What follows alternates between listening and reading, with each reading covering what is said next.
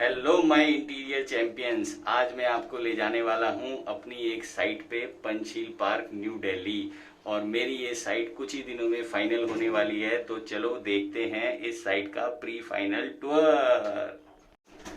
Lockdown के बाद ये मेरी सेकंड साइट है जो कंप्लीट होने वाली है, और मेरी टीम ने बड़े एफर्ट्स किए हैं इस साइट को कंप्लीट करने में।